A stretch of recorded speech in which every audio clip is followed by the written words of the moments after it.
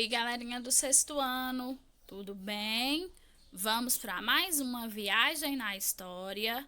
Vamos corrigir a semana 1 do PET 3, cujo tema é o Egito Antigo.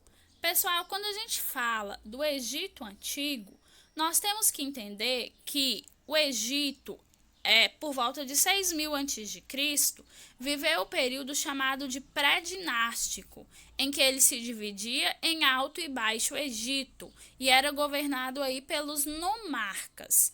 A partir de 3.200 a.C., houve a unificação desse império e iniciou aí o reinado dos faraós, imperadores que se assemelhavam aos deuses.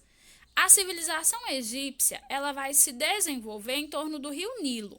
E o processo de mumificação está muito relacionado à crença que eles tinham de vida após a morte. Eles achavam que para a alma encontrar o corpo após a morte, então ele tinha que estar completo, ele tinha que estar inteiro. Então, eles desenvolveram o processo de mumificação, que consistia na retirada dos órgãos. Eles eram desidratados por 7 dias, depois aromatizados e perfumados com ervas, depois colocados no corpo e amarrados com faixas, Esse corpo era depositado no sarcófago, que era uma espécie de caixão, que era colocado aí nas pirâmides, que eram as mastabas ou os túmulos das múmias. Esse processo era muito difícil e caro, então era feito principalmente com os faraós e com os nobres, Nas pirâmides tinha a escrita dos hieróglifos. Os hieróglifos é a escrita sagrada aí dos egípcios, que era praticada aí pelos escribas. Então, vamos às atividades. Número 1. Sobre o rio Nilo, responda as questões abaixo. Por que ele era considerado um deus? Os egípcios, eles adoravam o rio Nilo, era considerado o deus da fertilidade. Por quê? Na verdade, porque toda a sociedade egípcia ela vai se desenvolver ao longo do rio Nilo. Ele é que era a fonte de toda a fertilidade e prosperidade do Egito. Porque, na verdade, o Egito é uma região semidesértica e seca. Então, sem o rio, eles não seriam a civilização que eles foram. Letra B. Qual a importância do rio Nilo para os egípcios? Era do Nilo que vinha a prosperidade, a fonte de vida, a fertilidade e todo o desenvolvimento dos egípcios. Letra C. O que significa o Egito é uma dádiva do Nilo, dito por Heródoto. Heródoto era um historiador que estudou os egípcios e ele disse essa frase. Dádiva, gente, é um presente que a gente recebe sem merecer, sem pedir, como a vida. Então, quando Heródoto diz isso, ele está dizendo o quê? Que o Egito, por ser localizado numa região de clima seco, tem sua prosperidade e fertilidade graças às águas do rio Nilo. Sem o Nilo, o Egito não seria a civilização que foi. Então, tudo que o Egito tem é graças às águas férteis do rio Nilo. 2. A mumificação era uma importante prática dos egípcios antigos. Sobre essa prática, responda. A. Como era feito o processo de mumificação dos corpos? O corpo era aberto, todos os órgãos eram retirados e desidratados por 7 dias.